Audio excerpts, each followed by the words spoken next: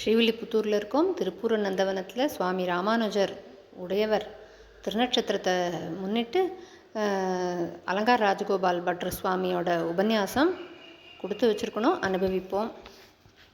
கிருஷ்ணா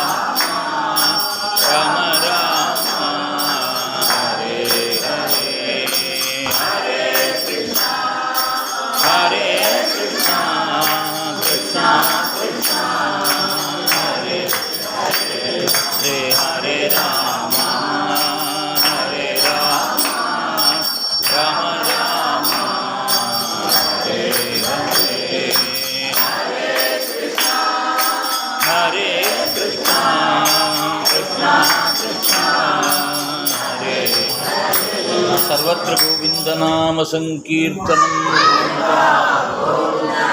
जानकीकान्तस्मरणं जय राम राम गोपिका जीवनस्मरणं सद्गुरुनाथ महाराज की आंजनेय स्वामी की श्रीराघवं दशरथात्मजमप्रमेयं सीतापतिं रघुकुलान्वयरत्नदीपम् आजानुबाहुम् अरविन्ददलायताक्षं रामं निशाचरविनाशकरं नमामि அஞ்சிலே ஒன்று பெற்றான் அஞ்சிலே ஒன்றைத்தாவி அஞ்சிலே ஒன்றாராகார் ஏற்காக ஏகி அஞ்சிலே ஒன்று பெற்றான் அங்கு கண்டு அயலாரூரில் அஞ்சிலே ஒன்று வைத்தான் அவனம்மை அழித்துக் காப்பான் பூமன்னுமாது பொருந்திய மார்பன் புகழ் மலிந்த பாமன்னுமாறனடி பணிந்து இந்தவன் பல்கலையோர் தாம் மன்ன வந்த ராமானுஷன் சரணாரபிந்தம் நாம் மன்னி வாழ நெஞ்சே சொல்லுவோம் அவன் நாமங்களை நாவினால் நவிற்றின்பமைதினேன் மேவினேன் அவன் பொன்னடிமைமையை தேவுமற்றறியேன் குருகூர் நம்பி பாவின் இன்னிசை பாடித் திரிவனே கோலச்சுரி சங்கை மாயன் செம்பாயின் குணம் வினவும் சீலத்தனள் தென் திருமல்லி நாடி செழுங்குழல் மேல் மாலை துடை தென்னரங்கருக்கேயும் மதிப்புடை சோலைக்கிளி அவள் தூயனற்பாதம் துணை நமக்கே.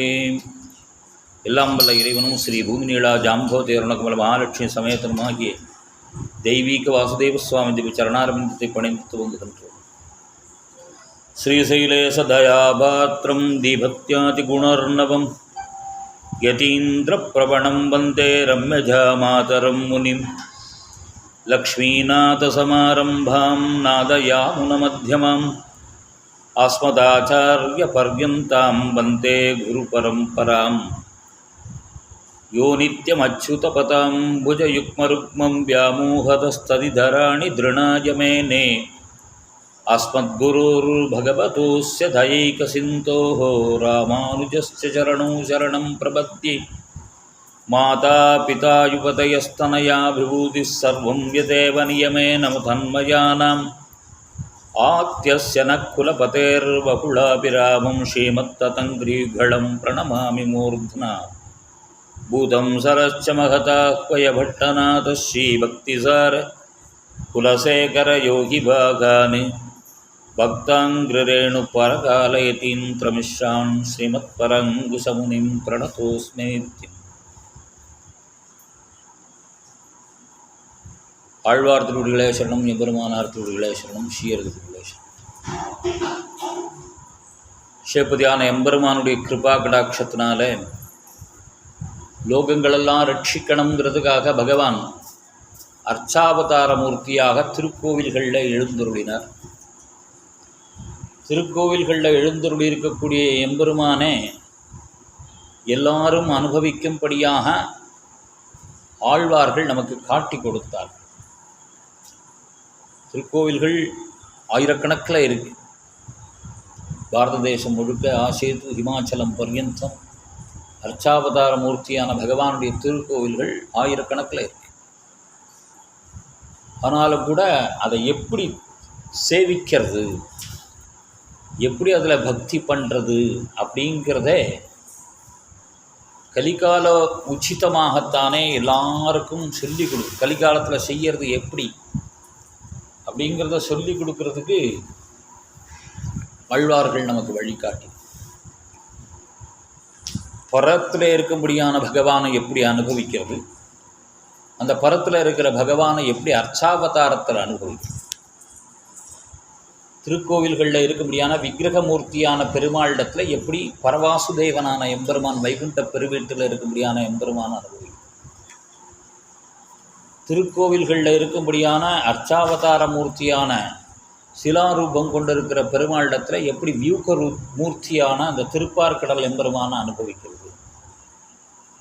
அதே மாதிரி சிலாரூபமாக அர்ச்சாவதாரத்தில் இருக்கிற பெருமாளிடத்தில் எப்படி விபவ மூர்த்தியான ராமகிருஷ்ணாதி அவதாரங்களை அனுபவிக்கிறது. சிலாமூர்த்தியாக எழுந்தருளி இருக்கக்கூடிய விக்கிரகமூர்த்தியான அந்த திருக்கோவில்கள் எழுந்திருக்கிற பெருமாளிடத்தில் அந்தர்யாமியான பகவானை எப்படி அனுபவிக்கிறது. சிலாமூர்த்தியான எம்பெருமானான அந்த அர்ச்சாவதார மூர்த்தியை அர்ச்சையாகவே எப்படி அனுபவிக்கணும்.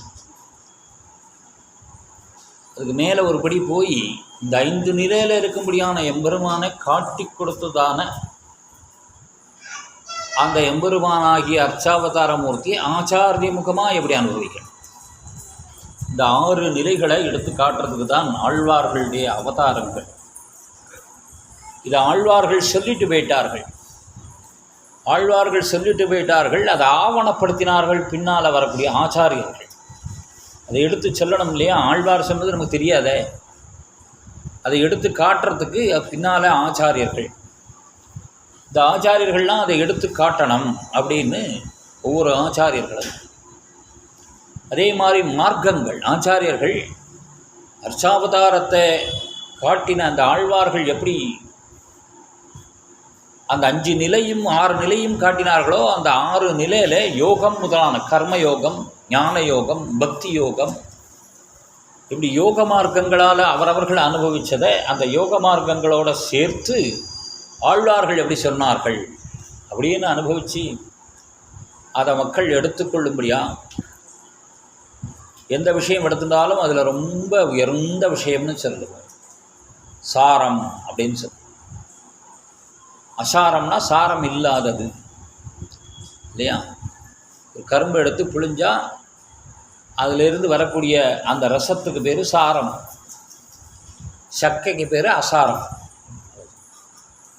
அது மாதிரி இந்த ஆழ்வார்களை அனுபவிக்கிறது, அர்ச்சாவதாரத்தை அனுபவிக்கிறது சாரம் எது அப்படின்னு எடுத்துக்க. சக்கை எது? சக்கையை தள்ளி விட்டு சாரத்தை எடுத்துட்டா ருச்சியாக இருக்கும்.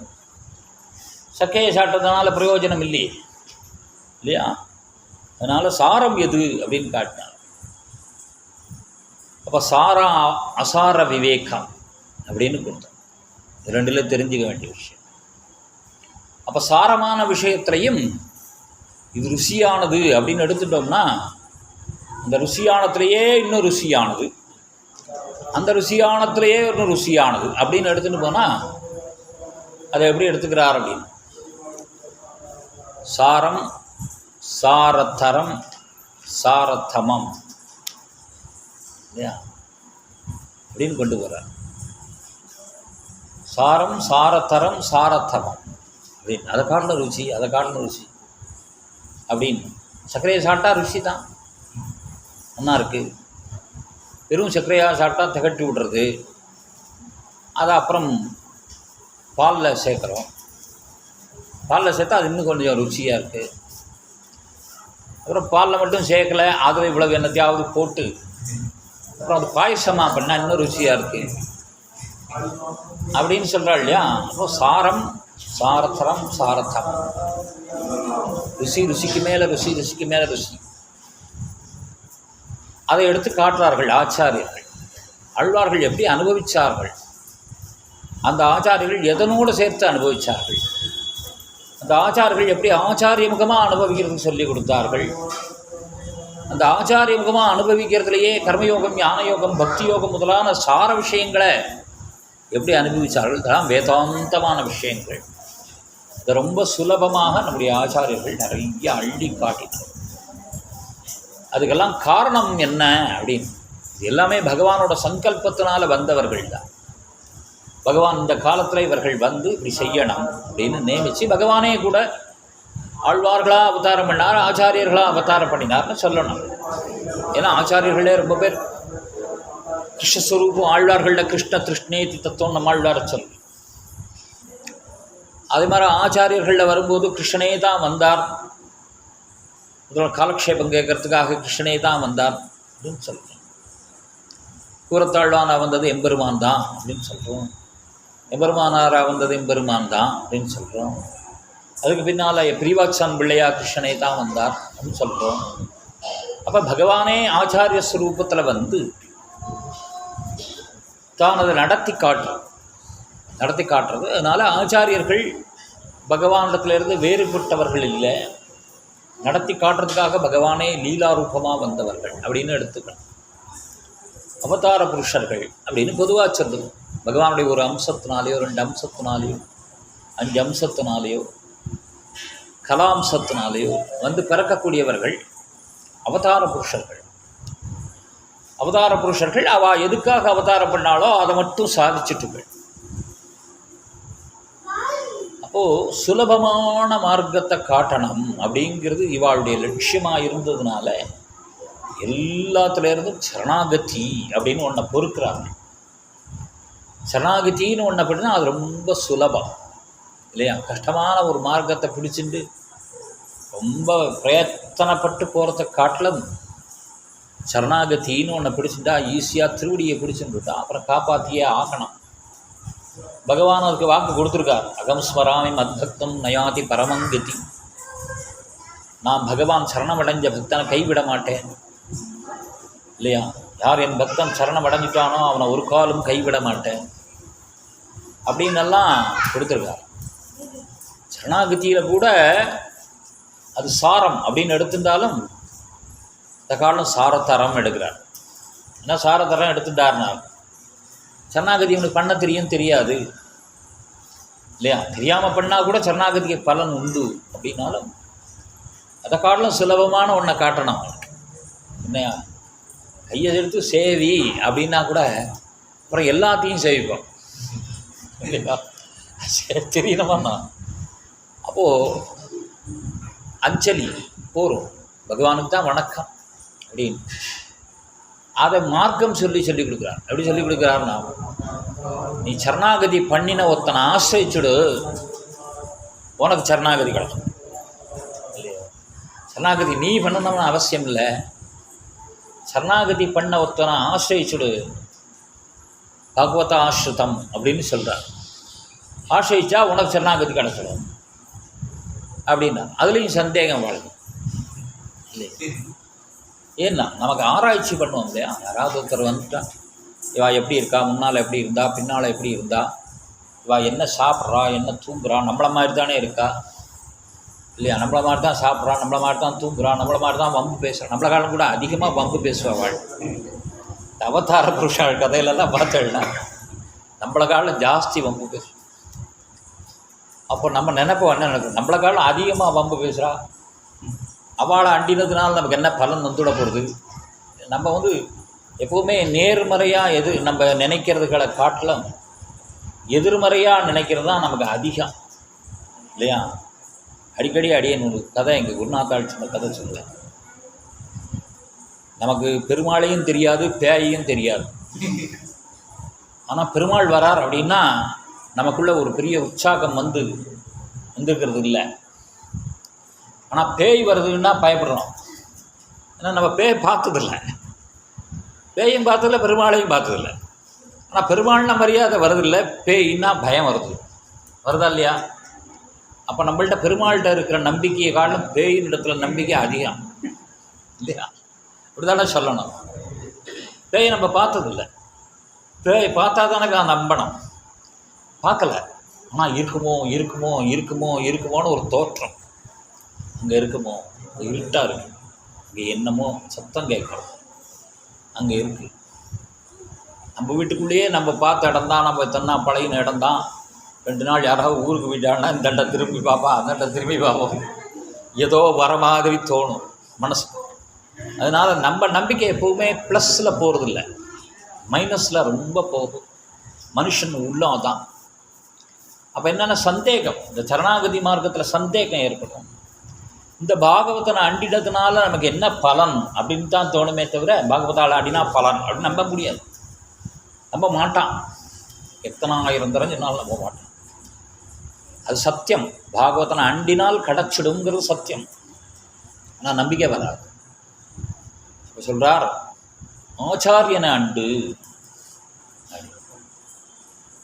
ஆச்சாரியன் மூலமாக நீ போயிட்டா அந்த ஆச்சாரியன் உன்னை கொண்டு போய் போட்டுடுறார் அப்படிங்கிறதுக்கு ரொம்ப சிம்பிளாக ஒரு படி காட்டினார்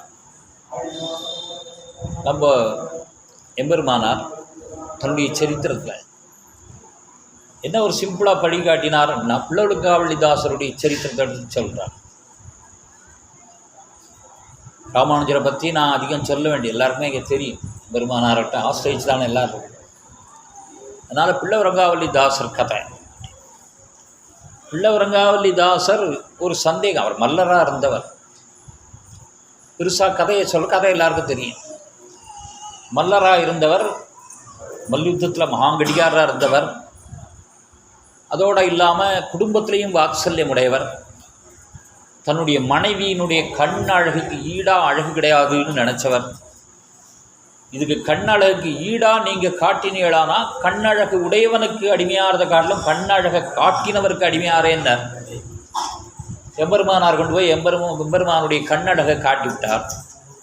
காட்டின உடனே கண்ணழகை காட்டினவர் எம்பெருமானார்கிறதுனால எம்பெருமானாருக்கு அடிமையாகிட்டார். சொன்ன சொல் மாறுது. அப்போ எம்பெருமானார் என்ன சொல்கிறாருன்னா, சிஷ்யனாக வந்தாச்சு இல்லையா, அவருக்கு வேதாந்த விஷயங்களை சொல்லணும். ஆச்சாரியன் சொல்லிக் கொடுக்கணும். சொல்லிக் கொடுக்கணும்னா சிஷ்யன் கேட்க வேண்டியதும் இல்லை இல்லையா. ஆச்சாரியனாக சொல்கிறது தான் நமக்கு. ஆச்சாரியன் சொன்னால் பொக்கிஷம். நம்ம போய் ஆச்சாரியனை கம்பல் பண்ணி இன்னும் குடுன்னு கேட்கணும்னு அவசியம் இல்லை. அவர் கடாட்சம் பட்டாலே போரும். அதனால பிள்ளவரங்காவலிதாசர் ஒன்றும் கேட்டுக்கல. கைங்கரிமண்டே இருக்கார், ஆச்சாரிய கைங்கரிமண்டே இருக்கார். ஆனால் அவர் கொடுக்கணுமே. அதனால் அவர் என்ன சொல்கிறாருன்னா, பெரிய மகான்கள்லாம் நிறைய இருக்கா ஸ்ரீரங்கத்தில், காலக்ஷேபாங்கங்க நடக்கும். அங்கே போய் இவர் உட்காந்துன்னா அந்த காலக்ஷேபத்தில் இவாளும் வந்து உட்காண்டு, சிஷ்யாலாம் கூடயே வந்து உட்காண்டுப்பா காலக்ஷேபம் சொல்லிட்டே. அப்போ சந்தேகங்கள் வந்துதானா அந்த சந்தேகத்தை அப்பப்போ தெளிவு பண்ணி வைப்பார். உரங்காவலிதாசர் காலக்ஷேபம் நடந்துட்டுருக்கு, உரங்காவலிதாசன் கூட உட்காந்துருக்கார். நடுவில் தாசருக்கு கொஞ்சம் பயம் வந்தது மாதிரி தெரிஞ்சுது. இவர் பார்த்த எம்பெருமானார் அப்படி பார்த்துட்டே இருக்கார் இல்லையா. பார்த்துட்டே இருக்கும்போதே காலக்ஷேபத்தையும் கவனிச்சுக்கணும், சிஷ்யாலையும் கவனிச்சுக்கணும். ஏன்னா சிஷ்யாள் எந்த அளவுக்கு காலக்ஷேபத்தை உள்வாங்கிறா, புரிஞ்சுக்கிறா, அவளுக்குள்ள சந்தேகம் யாருன்னா காலக்ஷேபம் பண்ணுறவருக்கு கிடையாது. அதை பற்றி நமக்கு கவலை இல்லை. காலக்ஷேபத்தை எவ்வளவு உள்வாங்கின்னு இருக்கா சிஷ்யாள். அப்போ ஆச்சாரியன் அதை கவனிச்சுட்டே இருப்பார். அவர் இப்படி திரும்பி பார்க்கணும்னு அவசியம் இல்லை. யார்கிட்ட சந்தேகம் வருதுன்னு தெரியும் அவருக்கு இல்லையா. வெறுனையே ஆச்சாரியனுக்கு எல்லாம் தெரியும் அப்படின்னு பார்த்தா இவரோ 1000 கண் உடைய ஆதிசேஷன் ஆச்சார். இதை திரும்பி பார்க்குறோம். அப்போ பிள்ளவரங்காவலிதாசர் எந்திருக்கிறார். காலக்ஷேபத்துக்கு நடுவில் எந்திருக்கிற வழக்கம் இல்லை. ஏதோ உபத்திரவம் இருந்தால் எந்திருக்கலாம். ஏதோ இவருக்கு உபத்திரவம் போல் இருக்குன்னு இப்படி பார்த்தார். ஆச்சாரியன் பார்க்குறாருன உடனே அந்த சந்தேகம் கண்ணால் அப்படி பார்த்தார். சந்தேகம்னு தோணித்து, உபத்திரவத்தினால இல்லை சந்தேகத்தினாலன்னு தோணித்து. உடனே கண்ணை காட்டினார். அப்படின்னு கண்ணை காட்டினார். கண்ணை காட்டின உடனே உட்காந்து எல்லாம் காலக்ஷேபமெல்லாம் முடிஞ்சது.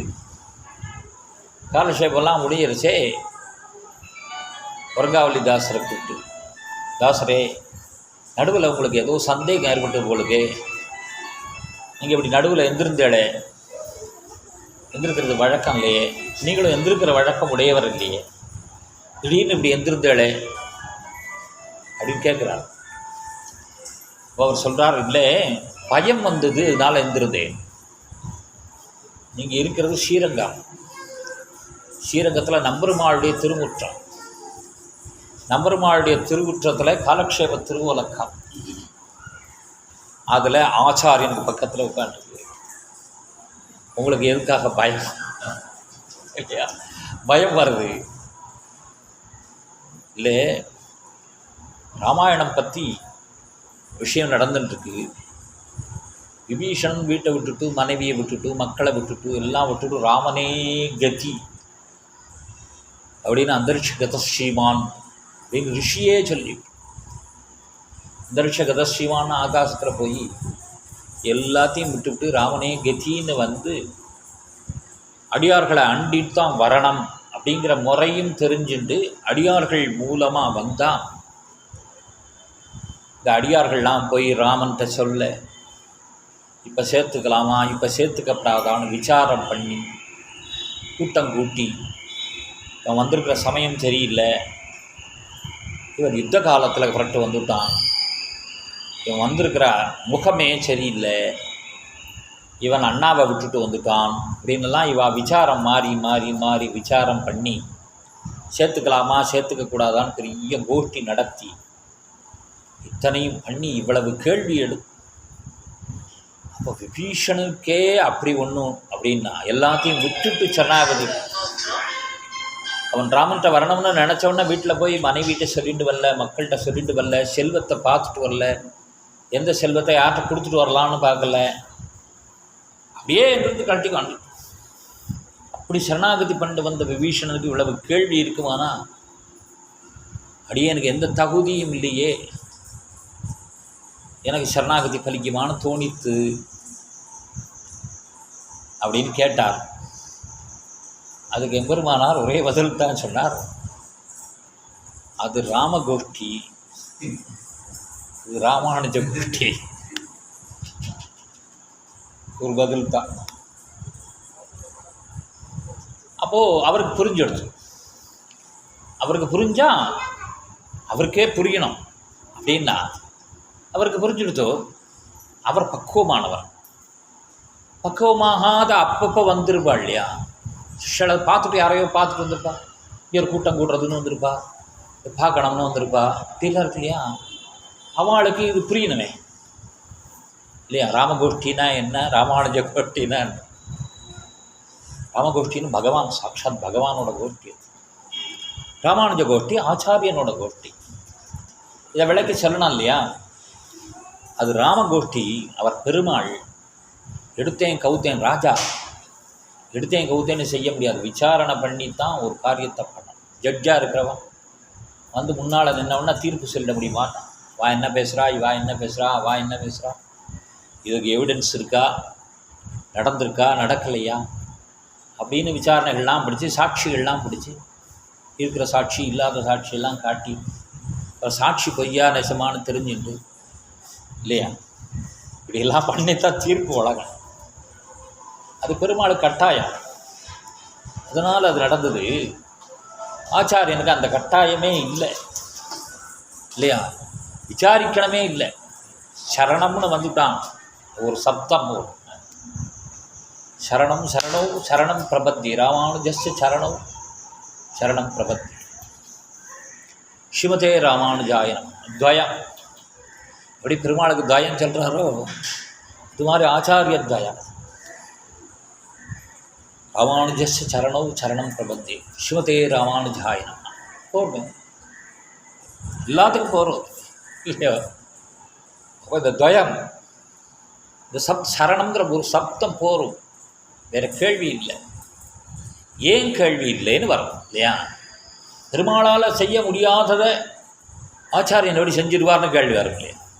இப்போ அவர் சொல்கிறார், நான் ஒன்றுமே பண்ணுறதில்லை, நான் என்ன பண்ணுறேன், நான் எங்கள் ஆச்சாரியனை நான் சரணப்படைச்சேன், நான் வேறு ஒன்றும் பண்ணலை, நான் எங்கள் ஆச்சாரியனை சரணம், எங்கள் ஆச்சாரியன் மேலே எனக்கு நம்பிக்கை, எங்கள் ஆச்சாரியன் கொண்டு போய் பெருமாள்கிட்ட சேர்த்துருவார்னு நம்பிக்கை எனக்கு.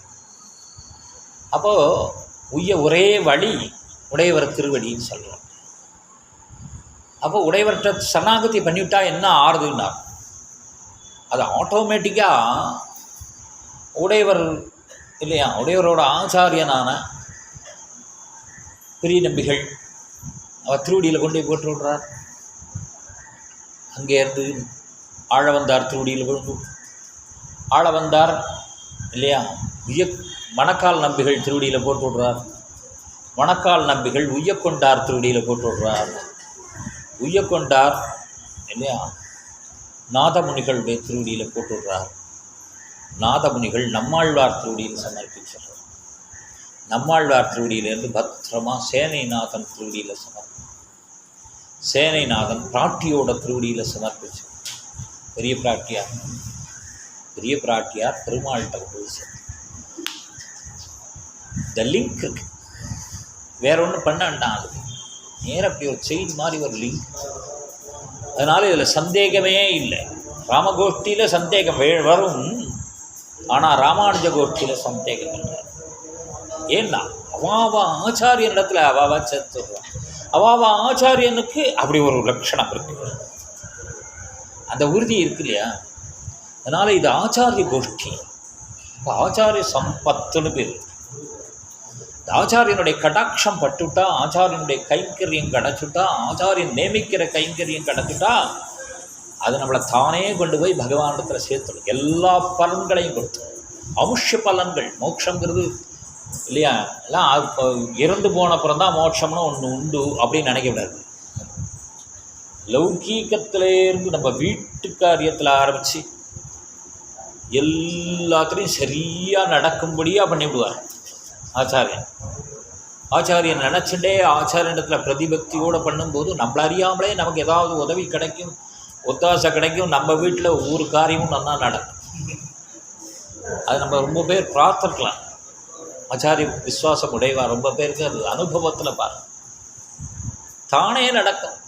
ஆச்சாரிய விஸ்வாசம் மட்டும் இருக்காது. அப்போ இது எப்படி கிடைக்கிறதுன்னா எம்பெருமானுக்கு அது உகப்பு, ஆச்சாரியனுக்கு உகப்பு அப்படின்னு மட்டும் இருந்தால் போகிறோம்.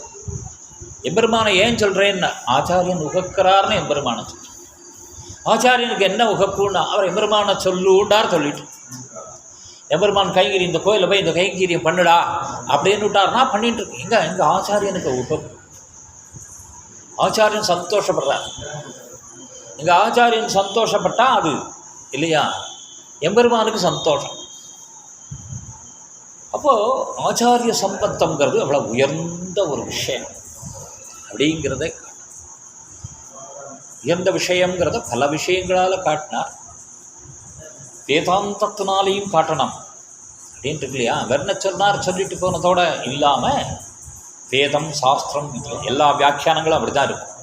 எந்த ஒரு 6000 படியோ 2000 படியோ 12000 படியோ எதை எடுத்து நீங்கள் பாருங்கள், 36,000 படியோ எல்லாம் வேதம், வேதத்திலேருந்து சாஸ்திரம், சாஸ்திரத்திலேருந்து இதிகாசம், இதிகாசத்திலேருந்து புராணம், புராணங்கள்லேருந்து ஸ்ரீசுக்திகள், ஸ்ரீசுக்திகள்லேருந்து ஆழ்வார்களுடைய அருளுச்செயல் அது வரைக்கும் ஆழ்வார் சொல்லியிருக்கா.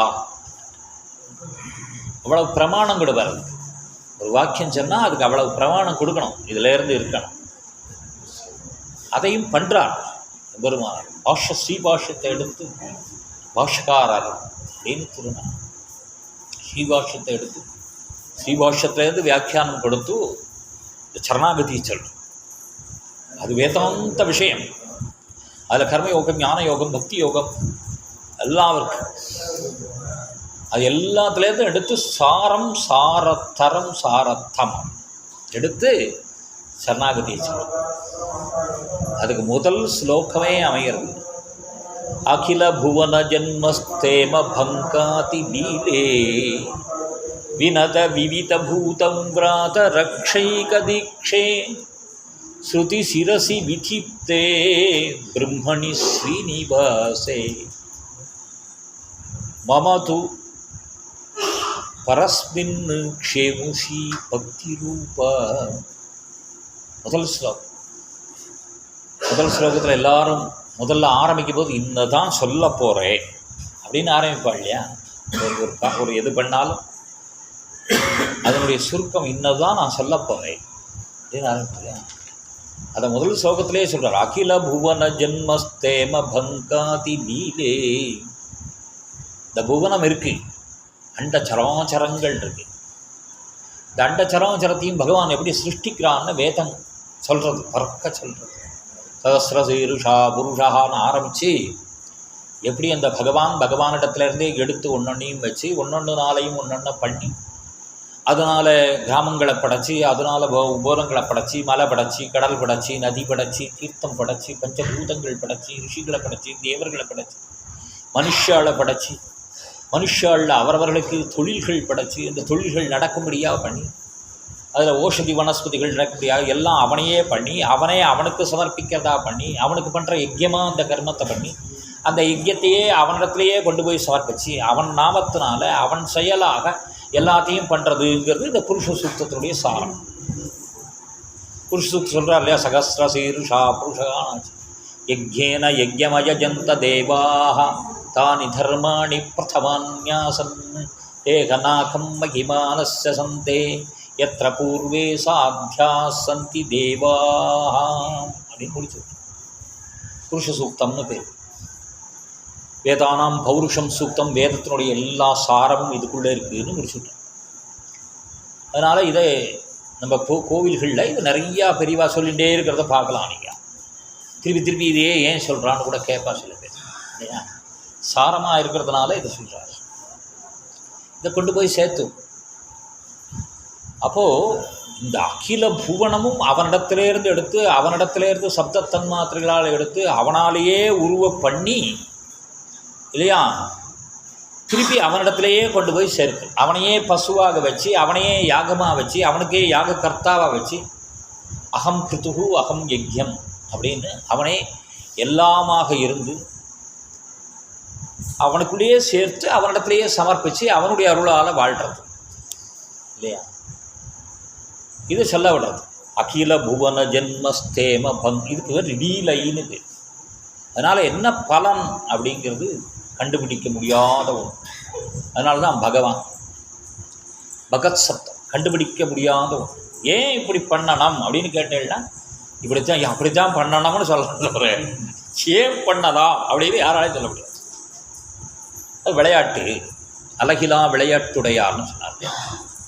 அது மாதிரி சொல்ல அந்த ஒரு சந்தோஷம், அது என்ன சந்தோஷம்னு தெரியாது. அதுக்கு பேர் ஆனந்தம். ஆனந்தோ பிரம்மே. ஆனந்தம்னா என்னன்னா ஆனந்தம், ஆனந்தம் ஆனந்தம் தான் அப்படின்னு தான் சொல்லலாம். ஆனந்தோ பிரம்மே திவ்யஜாலம் முடிச்சு. அப்போது இப்படி ஒரு அழகிலாம விளையாட்டு, எம்பெருமானுடைய விளையாட்டு அளவு காட்ட முடியாத விளையாட்டு.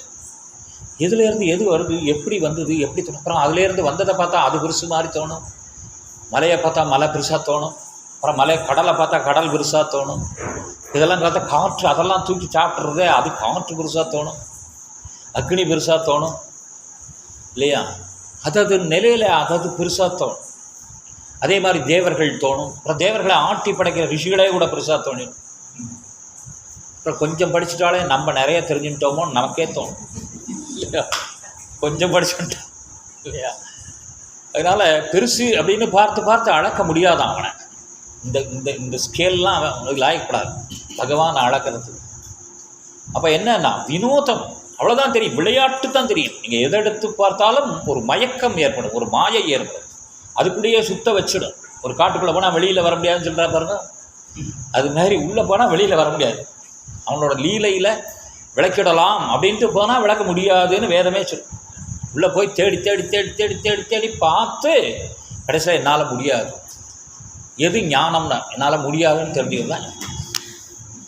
பகவானை பற்றி என்னன்னா தெரியாது, அதான் ஞானம். ஏன்னா அளவுகளுக்கு கடந்தவன் அப்படிங்கும்போது எப்படி தெரிஞ்சுக்க முடியும். அதனால் சொல்கிறார் அகில புவன ஜென்மஹா ஸ்தேம பங்காதி நீலே. ஒன்றொன்று மாறுபாடு இல்லாமல் அப்படி அப்படியே தோன்றி அப்படி அப்படியே மறைஞ்சி மறுபடியும் அப்படி அப்படியே தோன்றி கல்ப காலமாக நடந்துட்டு எத்தனை அண்டங்கள், எத்தனை கோடி அண்டங்கள் திருப்பி திருப்பி வந்து திருப்பி திருப்பி போய். அப்போ ஒரு ஒரு விசித்திரம், ஒரு ஆச்சரியம், ஒரு பயம் எல்லாமே அதுக்குள்ளே இருக்கும். நவரசங்களும் இருக்கும். பத்து ஆச்சரியம் ஏற்படும். அப்புறம் சுபாவந்தான்னு கூட தோணிடும், சவுந்தம் ஏற்பட்டுடும். இதை போய் விளக்க முடியாது. ஆனந்தம் பெருவெள்ளமான விஷயம். அப்போ இத்தனையும் சொல்கிறார் அகில புவன ஜென்மஸ்தேம பங்காத். இது இத்தனை லீலை அப்படின்னு ஒரு வார்த்தை. லீலைன்னா என்ன, விளையாட்டு. குழந்தை நம்ம தூக்கிட்டு இருப்போம், கையில் ஒரு கிளுக்கோ பந்தோ ஏதோ கொடுப்போம், கொடுத்தா அந்த குழந்தை அப்படி வாங்கி விட்டு திருப்பி போடும். திருப்பி போட்டு நம்ம முகத்தை பார்க்கும். ஏன்னா எடுத்து கொடுக்கணும், திருப்பி எடுத்து கொடுக்கணும். நம்ம எடுத்து கொடுத்தா திருப்பி இப்படி இப்படி தூக்கி கீழே போட்டு திருப்பி நம்மளை பார்க்கும். அது எவ்வளவு திருப்தி ஏற்படுறதோ அது வரைக்கும் அது கீழே போடும் இல்லையா. நம்மளும் சளைக்காமல் எடுத்து கொடுக்கணும். அது வந்து குழந்தையோட வளர்ச்சி. சளைக்காமல் எடுத்து கொடுக்கணும். ஒரு தரம், ரெண்டு தரம், மூணு தரம். நம்ம 2 தரம் எடுத்து கொடுத்துட்டே போதும்பா அப்படின்னு விடுவோம் இல்லையா. ஆனால் எவ்வளோ தூரம் கொடுக்குறீங்களோ அதுக்கு திருப்தி ஏற்படுற வரைக்கும் கொடுக்கும்போது அதனுடைய வளர்ச்சி அதிகமாக இருக்கும். அது மாதிரி லீலை, அதான் அதை எப்படி என்ன சொல்கிறது, இந்த குழந்தைக்கு என்னென்ன வளர்ச்சின்னா சொல்லுவோமா, விளையாடுறது அவ்வளோதான் சொல்லுவோம். லீலை அதனோட விளையாட்டு. ஒரு பொட்டியை திறக்கும், திருப்பி மூடும், திருப்பி திறக்கும். எதுக்கு திறக்கிறது எதுக்கு மூடுறது தெரியாது இல்லையா. அப்போ லீலைன்னு தான் சொல்ல, விளையாட்டு, குழந்தையோட விளையாட்டு. அது திருப்தி ஆகிற வரைக்கும் அந்த விளையாட்டு விளையாட்டு.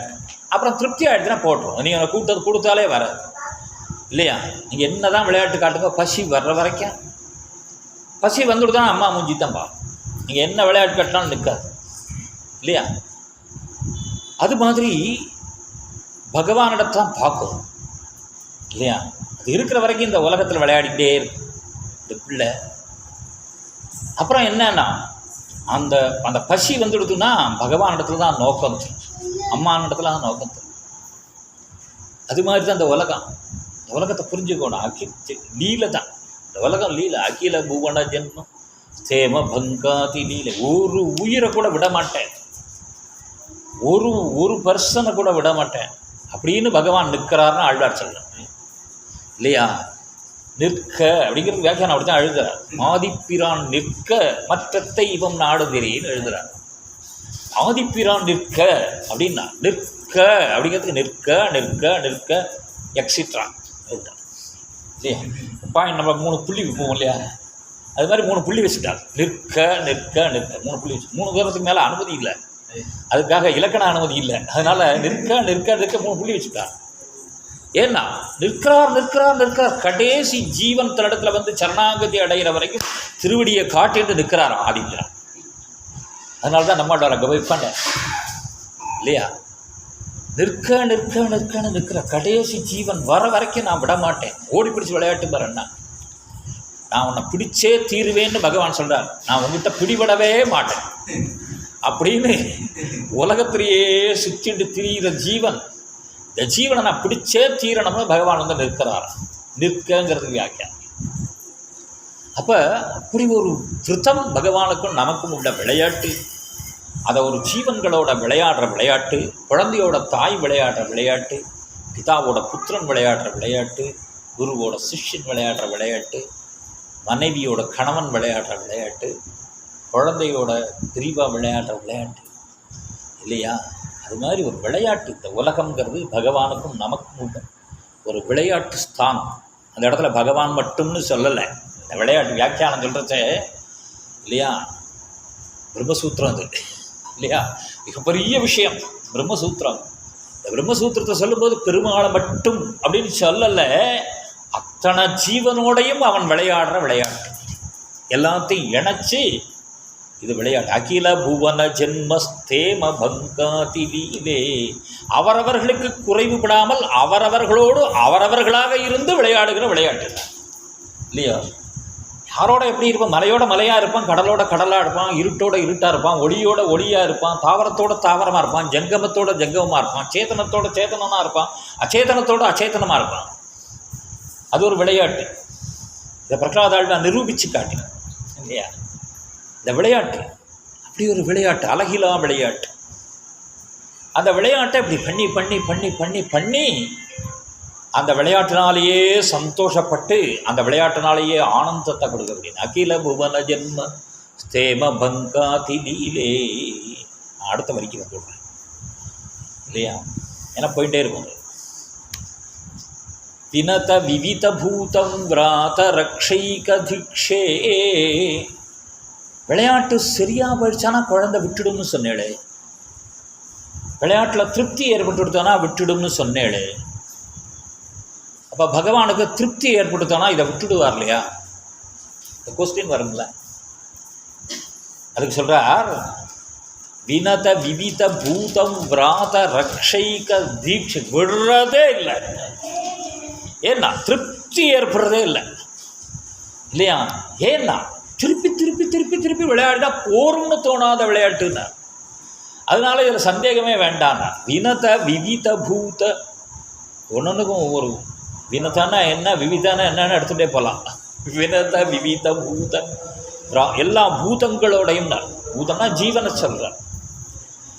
இந்த ஜீவன் இந்த உயிர்னு இல்லை. எறும்போட எறும்பாக விளையாடுறான், பூச்சியோட பூச்சியாக விளையாடுறான், பறவையோட பறவையாக விளையாடுறான், மனுஷனோட மனுஷனாக விளையாடுறான், தேவனோட தேவனாக விளையாடுறான். வினத அது பேர் ராசம்னு பேர்.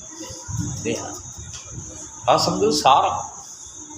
வினத விவித பூதம் விராத ரக்ஷைக தீட்சே. இதை சாதாரணமாக வச்சுக்கல இல்லையா? நம்மளாம் சொல்லுவோம் இல்லையா? விருத்தம், உறுதி, இது என்னோட கட்டுப்பாடு, இது என்னோட சங்கல்பம், இது என்னோட லட்சியம் அப்படின்னுலாம் சொல்கிறோம் இல்லையா? அது பேர் தீட்சைன்னு பேர். பகவான் தீட்சித்தனாக இருக்கானா? இந்த ஜனங்களோட விளையாடியே ஆகணும்.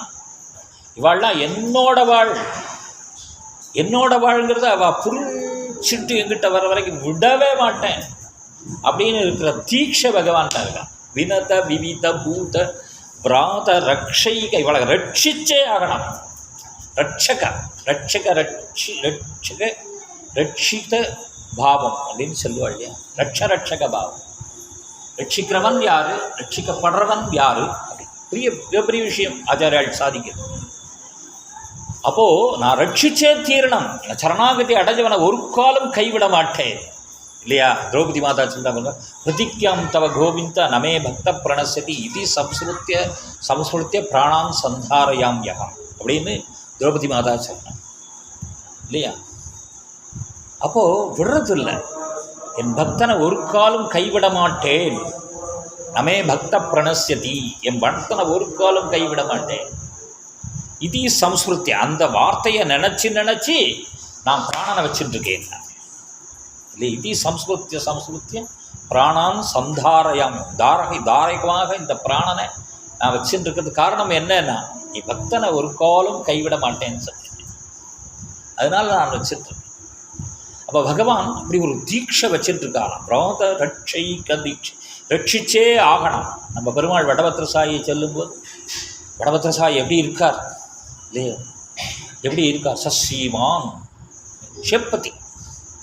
அவர் லட்சணமே முதல் லட்சணம் என்னன்னா தாயாரை பிரியாதவன். ஏன்னா குற்றமே பார்க்காதவள். அவ மேலே குற்றம், அவ மேலே குற்றம், அங்கே குற்றம், இங்கே குற்றம்னு குற்றம் சொன்னாலும் அம்மா குற்றமே பார்க்க மாட்டா ஒரு ஜீவன் மேலே கூட. அந்த தாயாரை பிரியாமல் இருக்காள். அதனால் பகவானே கூட கொஞ்சம் அப்படி இப்படி இருந்தாலும் தாயார் விட மாட்டாளாம், கொண்டு போய் சேர்த்து. ஏன்னா அவளுக்கு 2 ஸ்தானம் உண்டே, ஆச்சாரிய கோஷ்டிலையும் வந்துடுவாள், பிராட்டி கோஷ்டியிலே இருக்கு. அதனால் தாயாரை பிரிய மாட்டாளாம். அதனால சொல்ல சஸ்ரீமான் கமலேக்ஷணோ. அடுத்தாப்புல என்னன்னா, தாமரையாளாகிலும் சிறகுலைக்கு மேல் எனது அடியார் அது செய்யார் அப்படின்னு சொல்கிற குணம் உடையவன் பகவான். ஒரு கால் தாயாரே கூட அப்படி செஞ்சிருக்கானே அப்படின்னு சொன்னால், எவிடன்ஸோட சொன்னால் இல்லையோ, அப்படியெல்லாம் செய்யவே மாட்டேன். செஞ்சிருக்கானே, நான் செய்தாரேல் நன்று செய்தான், அவன் அப்படித்தான் செய்வான் இல்லையோ அப்படின்னு சொல்கிற ஒரு குணமா. இந்த அடுத்த வார்த்தை சொல்ல சஸ்ரீவான் கமலேக்ஷணம். கமலக்கண்ணன் தன் பார்வையினாலேயே எப்போதும் தன் பக்கத்தில் வச்சு மாறுபாடு அவன்கிட்ட வராதுன்றான். அவன் என்ன செயல் பண்ணாலும் அவன்கிட்ட அந்த மாறுபாடு ஏற்படாமல் பார்த்துப்பேன். கமலேக்ஷணம் வடமகா தாமா தயா வாரிதி. அவ்வளோ பெரிய வடமகா தாமங்கிற பெரிய ஆலமரத்தடியில் இந்த உலகமாகிய பெரிய விருட்சம், இந்த விருட்சத்தடியில் நாயகனாக படுத்தணும். வடமகா தாமா தயா வாரிதி, தயையினுடைய கடல் வாரிதி, தயா வாரிதி. கோலக்ஷேத்திரவரே, இந்த வராகக்ஷேத்திரம் கோலக்ஷேத்திரவரே நிகத்திய பலியனும் தங்காலநேமின் விரணே ஸ்ரீ கோதா வரசுக்தி குந்தல். என்ன பெருமைன்னார், ஆண்டாளோட மாலை போட்டு இல்லையோ, ஆண்டாளோட மாலை ஸ்ரீ கோதா வரசுக்தி குந்தலவர் சர்வியாம் பிரசந்தோஷிதா சேதே போகிவரே பிரபன்ன ஜனதாம் சம்ரக்ஷணம் சிந்தேனே. பிரபன்ன ஜனங்களை ரட்சிச்சே தீரணம், சம்ரக்ஷணம். அதில் என்ன சிந்தனை? டோம பிரபன்ன ஜனங்களை சந்திச்சு அந்த வார்த்தையை அப்படியே இல்லையா? இங்கே எப்படி ஆண்டாள் விஷயத்தில் வடபெருங்கோவிலுடையான அனுபவிக்கிறோமோ, இது அப்படியே ஸ்ரீபாஷ்யத்தில் சொல்கிறார் எம்பெருமானார் இல்லையா? பிராத ரக்ஷைக தீட்சை, எப்படி ரட்சிப்போங்கிற தீட்சை உடையவன், தீட்சித்தன். பிராத ரக்ஷ உறுதி உடையவன், வைராக்கியம் உடையவன், ரட்சிக்கிற விஷயத்தில் சங்கல்பிக்கிறவன், ரட்சிக்கிற விஷயத்தில் இதுதான் என்னுடைய லட்சியம்னு இருக்கிறவன் இல்லையா? வினத விவித பூத பிராத ரக்ஷைக தீட்சை. அடுத்த வரிக்கு போயிடுவோம். ஸ்ருதி சிரசி விதிப்தே. யார் அப்படி நினைக்கிறான்னா, வேதசாஸ்திர இதிகாச புராணங்கள் பாடி பாடி தேடி தேடி கதறி சரணாகதி அடையும்படியான திருடி உடையவன், அவனோட லட்சியங்களை பார்த்து முடியலேன்னு கைவிரிச்சு நிற்கக்கூடிய பிரபு, அவ்வளவு உயர்வானவன். ஆனால் இவ்வளவு எளிமையானவன். இப்போ உயர்வு எளிமை ரெண்டையும் செய்து ஸ்ருதி சிரசி விதீப்தே, வேதத்தின் உச்சியாக இருக்கக்கூடிய ஸ்ருதி சிரசி விதீப்தே, ஸ்ரீனால விதிக்கப்பட்டவன். ஸ்ருதி சிரசி விதீப்தே, விதியை விதியால் நிர்ணயிக்கக்கூடியவன், விதிக்கு விதியாக இருக்கக்கூடிய ஸ்ருதி சிரசி விதீப்தே. பிரம்மங்கிற சப்தத்தினால சொல்லப்படும். பிரம்மணிஹி அப்படின்னு சப்தத்தை கொடுத்தார். பிரம்மங்கிற சப்தத்தினால சொல்லப்படுவன் பிரம்மணி ஸ்ரீனிவாசை. பிரம்மம்னா எங்கேயோ இருக்குன்னு நினைக்காதே, என் திருமலையிலே மகாலட்சுமியை பிரியாம சீதஸ்ரீச ஸ்ரீனிவாசகான்னு நிற்கிறவன் அப்படின்னு. பிரம்மணி ஸ்ரீனிவாசே, இந்த உனக்காக நிற்கிறான். எங்கேயோ பரமபதத்தில் இருக்கான், அங்கே இருக்கான், இங்கே இருக்கான். உன் ஊரில் சங்கு சக்கரத்தை வச்சுட்டு இப்படி நிற்கிற சங்கு சக்கர சாமி சிங்கு சிங்குன்னு ஆடிச்சான்னு பாடுறானோ அது நிற்கிறது இல்லையா? அதை ஆடிட்டே வேற நிற்பான். வெறும் அந்த பெருமாளை நிறுத்திக்க மாட்டா. வாழலாம் சுவாமி பரப்பாடெல்லாம் பண்ணினா வெறும் நிறுத்திக்க மாட்டா. ஏன்னா இது சிங்கு சிங்குன்னு ஆடும் இல்லையா? பெருமாளை ஏழை பண்ணிவிட்டா அந்த இடத்துக்கு வந்தாச்சுன்னா ஆடத்தான் இல்லையா? அப்படி நிற்கிறவன். அவ்வளவு எளிமை. அந்த எளிமையாக உனக்குன்னு சங்கு சக்கரத்தை வச்சுட்டு அபயகஸ்தத்தை கொடுத்துட்டு அஞ்சல் என்ற திருக்கைகளும் ஆசனபத்வத்திலே அழுத்திய திருவடிகளும் அப்படின்னு நிற்கிற பிரபு உனக்காக நிற்கிறான். யாருன்னா ஸ்ருதி சிரசி விதீப்தே பிரம்மணி இல்லையா? பிரம்மசப்தத்தினால குறிப்பிடப்படுறவன். ஆனால் எளிமையாக பிரம்மணி ஸ்ரீனிவாசன். உங்கள் ஊரில் ஸ்ரீனிவாசனா, இந்த ஊர்லேயும் சீனிவாசன் மட்டும் எல்லா ஊர்லேயும் கோயில். நம்ம ஊரில் பார்த்தா கிழக்க சீனிவாசன் கோயில், வடக்க சீனிவாசன் கோயில், மேற்க சீனிவாசன் கோயில், இங்கே திருவேற்கடப்படையான் கோயில், அங்கே திருவண்ணாமலை கோயில் இல்லையா? அப்படின்னு எங்கே திரும்பினாலும் ஒரு சீனிவாசன் இருக்கு இல்லையா? கோவிந்தன், கோதை பிறந்தவர் கோவிந்தன் வாழவர், சுற்றி சுற்றி சுற்றி சூழ்ந்து போனால்னு ஆழ்வார் சொன்னார். அது மாதிரி சுற்றிகிட்டே இருப்பார். எங்கே பார்த்தாலும் சீனிவாசன். யாருன்னா ஸ்ருதி சிரசி விதீப்தே. இந்த பகவான் இங்கே நம்ம காட்டின ஒரு பெருமாள் ஆற்றுல ஒரு சீனிவாசன் சுற்றுப்பா, வெளியில் ஒரு சீனிவாசன் சுற்றுப்பா, முன்ன சீனிவாசன் சுற்றுப்பா, அப்படி ஒரு சீனிவாசன் இருக்கிறார். பிரம்மணி ஸ்ரீனிவாஸ் பவது மம பரஸ்மின். அடுத்த வரைக்கும் போடுறேன் அப்படியே நான் அதை அர்ச்சாவதாரத்துக்குள்ள வந்துடும், முடிச்சிட முடியாது.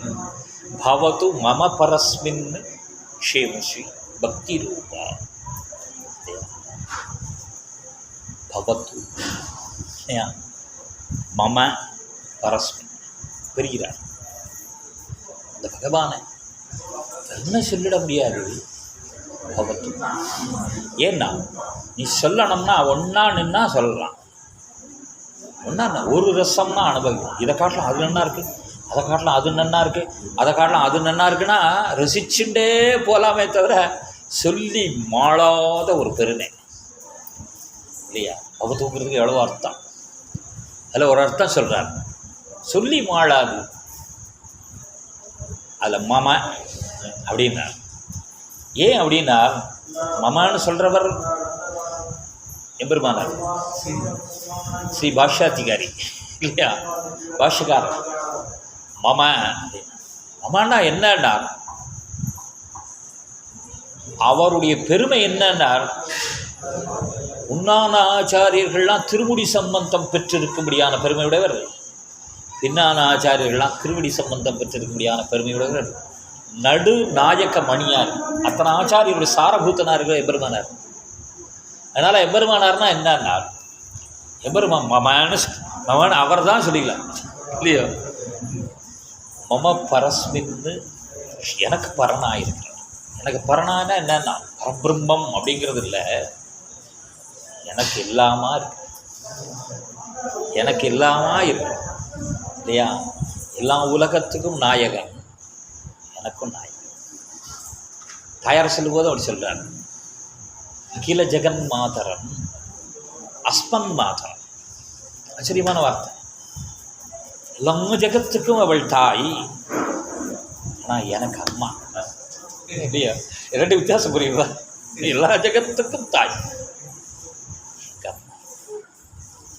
அப்போ என்னவன்னு சொல்லும்படியாக இருக்கிற பிரபு மம பரஸ்மின் க்ஷேமஸ்ரீ. நித்தியமாக மம பரஸ்மின்னுங்கிறதுனாலேயே எம்பெருமானுக்கு பெருமாள்ங்கிறதுனாலேயே எம்பெருமானாருக்கு பெருமாள்ங்கிறதுனாலேயே க்ஷேமஸ்ரீ க்ஷேமம் உண்டாகும். பக்தி ரூபம். அதனால் அவன் திருடியில் ஆசைங்க, அவன் திருடியில் பக்தி பண்ணுங்க. எம்பெருமான் இடத்துல அங்கங்கே கைங்கரியம் பண்ணுங்க. அங்கங்கே திவ்யதேசங்களாக எழுந்தருளி இருக்கிற பெருமாளை விடாமல் பற்று, சந்தேகம் இல்லாமல் பற்றுங்க. அவன் காப்பாற்றுவான்ங்கிற உறுதியோட பற்று. ஏன்னா இவ்வளவு ரட்சிக்கிற தன்மை உறுதி கொண்டிருக்கிற பெருமாளிடத்துல நம்ம போய் பற்றினால் வரும் அப்படி ஒரு கைங்கரியம். இந்த ஆச்சாரிய முகமாக பற்றுங்க இல்லையா? இந்த துவயம், ஆச்சாரிய துவயத்தை மனசில் வச்சுட்டு பத்துங்க.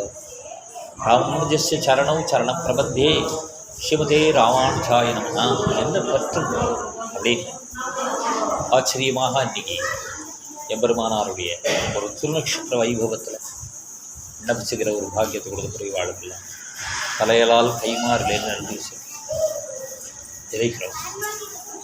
ஸ்ரீமத்யை விஷ்ணு சித்தார்ய மனோநந்தன ஹேதவே நந்தநந்தன சுந்தர்யை கோதாயை நித்யமங்களம் மங்களாசாசன பரீஹி மதாச்சாரிய புரோகமயி சர்வைச்ச பூர்வைராச்சார்யைஹி சத்கிருதாயாஸ்து மங்களம்.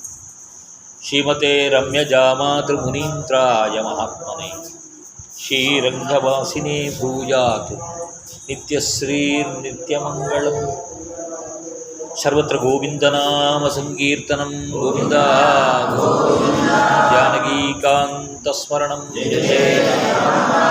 गोपिका जीवनस्मरणं गोविन्दा. सद्गुरुनाथ महाराज की आंजनेय स्वामी की ஆழ்வார் திருடிகளை சரணம், எம்பெருமானார் திருடிகளை சரணம், சீர் திருடிகளை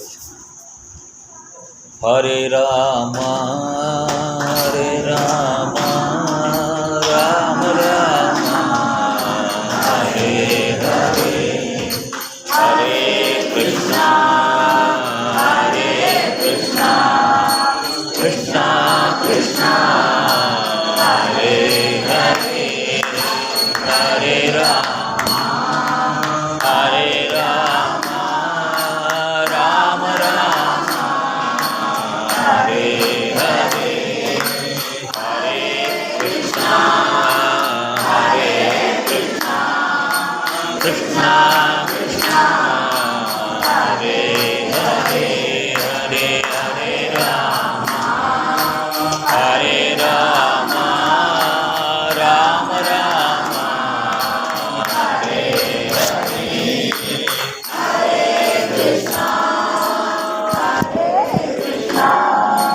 கிருஷ்ணா கிருஷ்ணா ஹரே ஹரே ஹரே ராமா ஹரே ராமா ராம ராமா ஹரே ஹரே ஹரே கிருஷ்ணா ஹரே கிருஷ்ணா கிருஷ்ணா கிருஷ்ணா ஹரே ஹரே ஹரே ஹரே ராமா ஹரே ராமா ராம ராமா ஹரே ஹரே ஹரே கிருஷ்ணா ஹரே கிருஷ்ணா கிருஷ்ணா கிருஷ்ணா ஹரே ஹரே ஹரே ஹரே ராமா ஹரே ராமா ராம ராமா ஹரே ஹரே ஹரே கிருஷ்ணா ஹரே கிருஷ்ணா கிருஷ்ணா கிருஷ்ணா जय श्री माधुरी रमणा जय श्री माधुरी रमणा जय श्री माधुरी रमणा राधे कृष्ण விண்ணப்பிச்சுக்கிற ஒரு பாக்கியத்தை கொடுத்த புரிவாளுக்கெல்லாம் தலையலால் கைமாறிலேன்னு தெரிகிறோம். ஸ்ரீமத்யை விஷ்ணு சித்தார்ய மனோநந்தன ஹேதவே நந்தநந்தன சுந்தர்யை கோதாயை நித்யமங்களம் மங்களாசாசன பரிஹி மதாச்சாரிய புரோகமயி சர்வைச்ச பூர்வைராச்சார்யைஹி சத்குருதாயாஸ்து மங்களம். ஸ்ரீமதே ரம்யஜாமாத்ருமுனீந்திராய மகாத்மனே ஸ்ரீரங்கவாசினே பூயாத் நித்யஸ்ரீர்நித்யமங்களம். सर्वत्र गोविन्दनाम संकीर्तनं